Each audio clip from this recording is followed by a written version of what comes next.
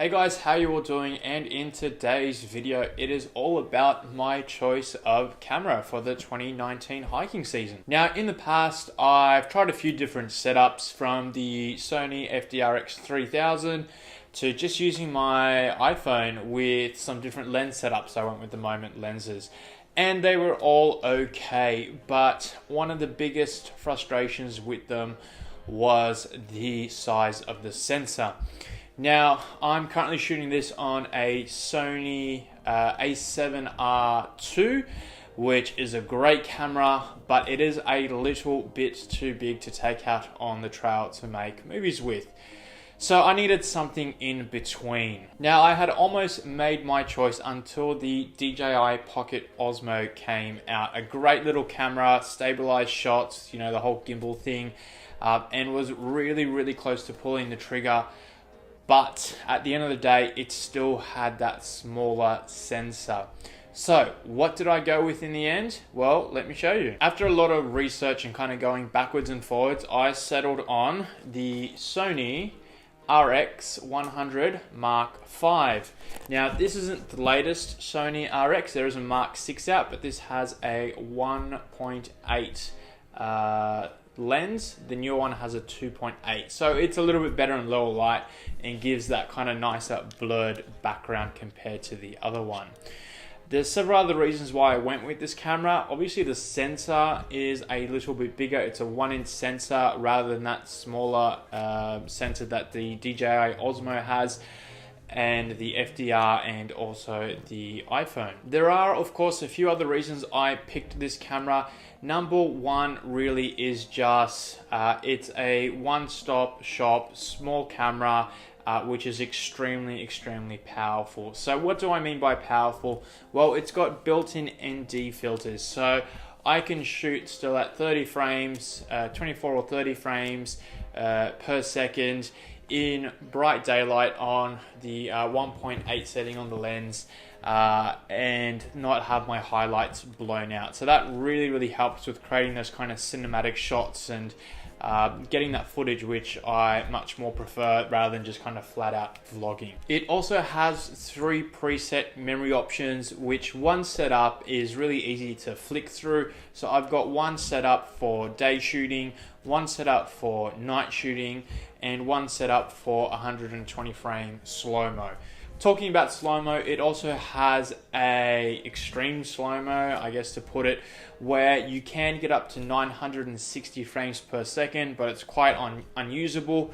The preferred option is the 240, where it's still in HD, and that footage is buttery smooth. So it's got really awesome slow-mo capabilities. Now, it does have an image stabilizer built in, the sensor stabilizer, but honestly, it's not amazing.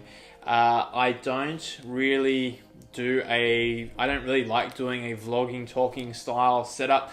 I much prefer to do kind of more cinematic type videos. So the fact that it doesn't have a really good stabilization doesn't bother me too much. I guess while we're talking about kind of negative things, the battery on this thing is not great, especially if you want to shoot in 4K, which I don't really do.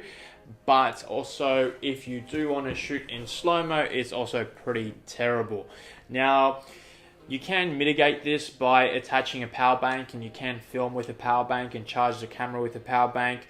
Sony also has a nifty little battery charger, spare battery kind of charger, so you can charge one battery on the go while you're using this one and switch them out. So there are ways around it, but it is a shame that it just absolutely chews through these batteries. Other really nifty things about this camera is it does have a full articulating screen, so if I do want to vlog and chat, etc., I can at least see my framing, and I can see that everything's set up the way that I want it set up, the focus is spot on, etc. But it also helps if I kind of want to do cinematic lower type shots. You know, I can put the frame down, put the screen down, or also if I want to shoot a little bit higher. So that's a big plus about this camera as well. But one of the things which really sold this camera for me, apart from its kind of size and capability, is the autofocus. It is absolutely on point. Sony's known in its RX series, just like in its really in any of its mirrorless cameras, that the autofocus is really, really reliable. I can't tell you how many times I've gone to use other cameras, and only to check later on that the shots are out of focus, and it's a real pain in the ass. So as you can see, the way I've got this camera set up is just a nice simple Joby Micro stand, which does articulate, so I can position the camera on the ground and point it up, or on a higher surface, point it down, etc., and just make sure the shot is leveled. I've also got a simple wristband on the camera as well, so just for a little bit of safety there when handling the camera.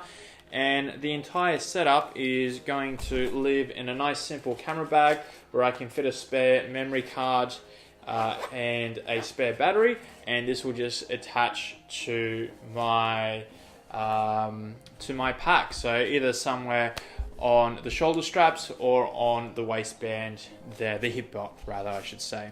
So it's a really nice compact setup, doesn't weigh too much, but it's extremely powerful in what it can do. So yeah, that's it guys. Not a full review of this camera, just wanted to give you a glimpse of what I'll be using this year.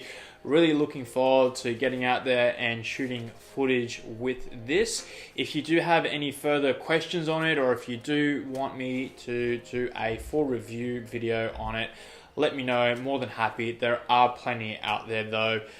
Potentially maybe do a review video at the end of the year to see how I found it from a hiker's kind of campus perspective. As always, thanks for watching. Hit that like button if you got something out of it. The usual, subscribe, hit the notification bell, you know the drill.